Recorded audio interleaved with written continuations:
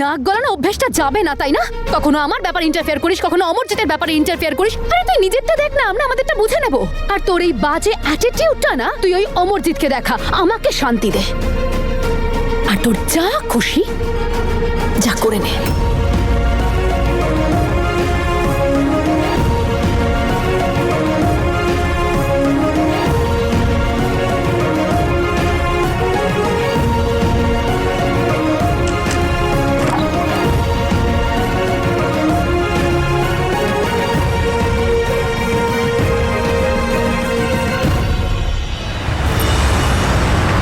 তোর জন্য একটা ডিল আছে। ডিল বল। ডিল হলো এটা যে 20 লাখ নে আর ক্যান্ডির পিছনে ঘোড়া ছেড়ে দে।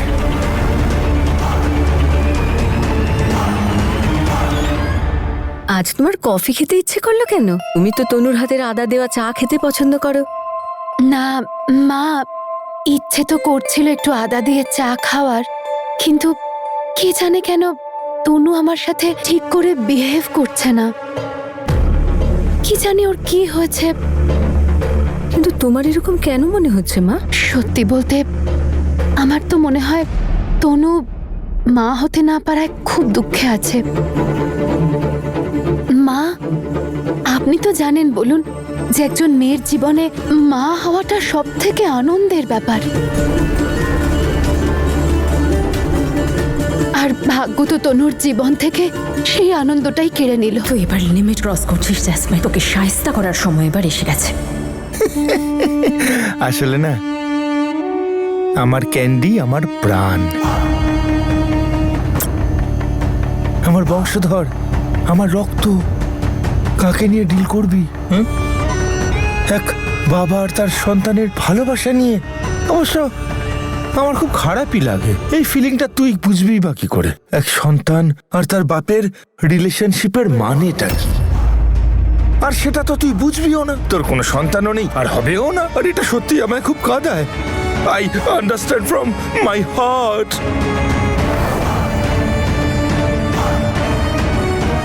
ওরে বাবা, ডিল হোক কি না হোক, ক্যান্ডিকে তো তুই পাবি না। আচ্ছা, ক্যান্ডিকে তো আমি নিয়েই ছাড়বো। আমি জানি যে তনু আমার নিচের দিদি, কিন্তু এরকম সিচুয়েশনে তো না চাইতেও একটু জেলাসি চলেই আসে, তাই না?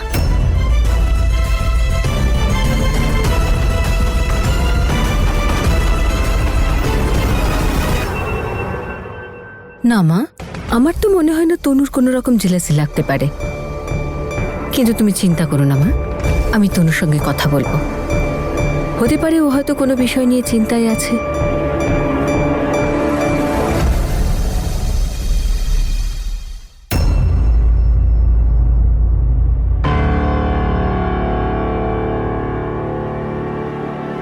এই দেখো জাসমিন, পা তুলে বসো।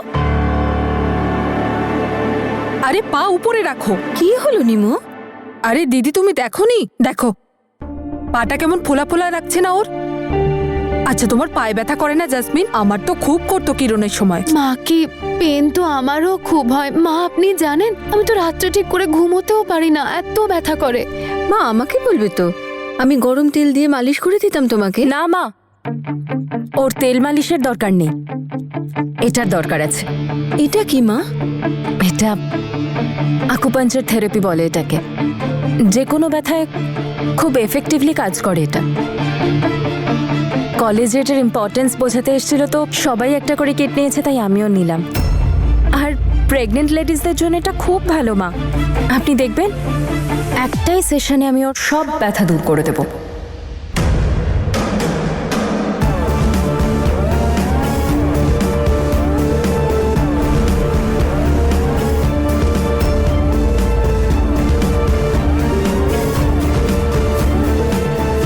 অনেক হয়েছে তোর চালাকি।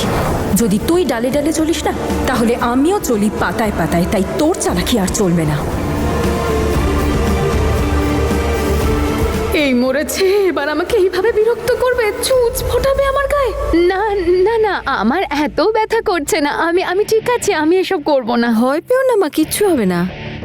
এই দেখো জাসমিন, এতে ভয় পাওয়ার কি আছে? আরে এটা তো আজকালকার চিকিৎসার একটা অংশ, খুব এফেক্টিভ। আরে করো তো। না মাকে খুব এফেক্টিভ, কিন্তু আমি করতে চাই না, আমি যাব। মা কি মা, আপনারা ওকে ঠিক করে ধরুন, আমি ওর ব্যথা এক্ষুনি কমিয়ে দিচ্ছি। বসো, মা, কিচ্ছু হবে না, বসো। প্লিজ মা, আমি আরে, জানি আরাম কিচ্ছু করে, হবে না, আরে, কিন্তু আমি করাতে চাই না, করব না আমি। আরে তনু- কিচ্ছু হবে না। নাও নাও, না, উপরে না, তোলো। কিচ্ছু আরে, হবে না মা, কিচ্ছু হবে না। না, বুঝতেই পারবে না না। না না না, আমার শুরু করে করছে।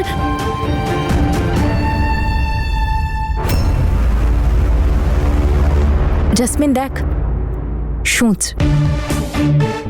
খুব সরু, বেশি ব্যথা লাগবে না। আর এমনিতেও মা হতে চলেছিস, কষ্ট সহ্য করার অভ্যেস কর। না না না তনু, করিস না এরকম প্লিজ। আরে মা, আমি করতে চাই না, এসব বন্ধ করুন। আউ!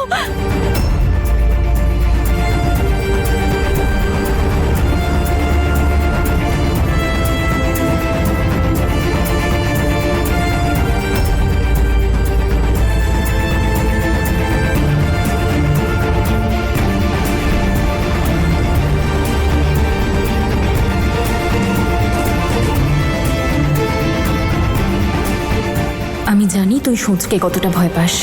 তোর সন্তানের কোনো ক্ষতি আমি হতে দেব না, কিন্তু তোকে আমি ছাড়বো না। এটা কি করে হতে পারে বীর? ক্যান্ডির প্রতি এত ভালোবাসা ওর কি করে জেগে উঠলো? ও তো দিদিকে বারবার বলেছিল অ্যাবর্ট করাতে। তনু, আমি নিজেও এটাই ভাবছি যে সাডেনলি ক্যান্ডির প্রতি এত ভালোবাসা কোথা থেকে এলো। কিছু একটা আছে যেটা ওর মাথায় চলছে, যেটা আমরা বুঝতে পারছি না। কারণ এটুকু শিওর যে অমরজিতের ক্যান্ডিকে চাই না।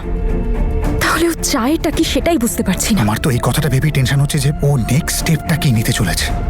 অমরজিতের ক্যান্ডিকে চাই না, তাহলে ও চায়টা কি সেটাই বুঝতে পারছি না। আমার তো এই কথাটা ভেবেই টেনশন হচ্ছে যে ও নেক্সট স্টেপটা কি নিতে চলেছে।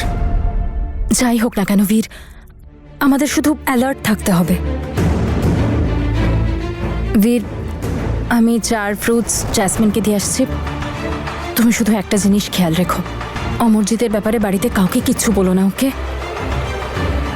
আচ্ছা, বাদ দাও ওই লোকটার কথা। তুমি জ্যাসমিনের সাথে কথা বললে? জ্যাসমিনের চিন্তা তুমি ছেড়ে দাও, আমি ওর উপর নজর রাখছি, কিচ্ছু ভুল হবে না। আপাতত অমরজিৎকে নিয়ে আমাদের ভাবতে হবে, কারণ জ্যাসমিনের থেকেও ও বেশি ডেঞ্জারাস। তনু, যতক্ষণ আমরা দুজন একসাথে আছি আমরা সব লড়াই জিততে পারি।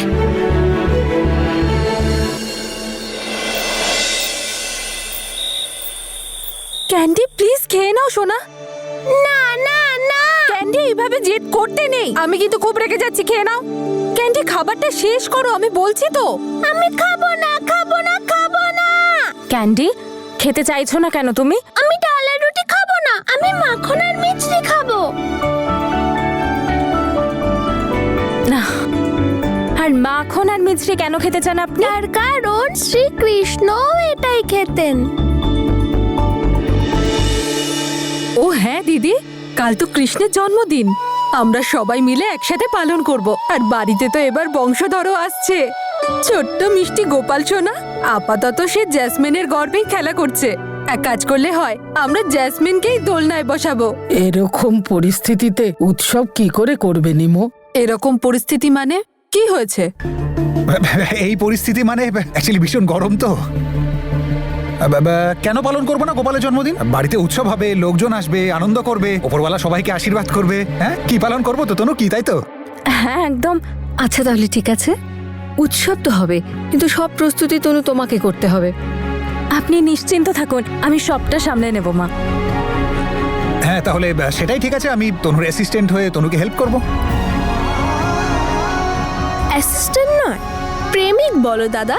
আরে তোমার তো শুধু সুযোগ চাই বৌদির আশপাশে ঘোরার জন্য। তোর সিক্রেট আমি ফাঁস করবো সবার সামনে?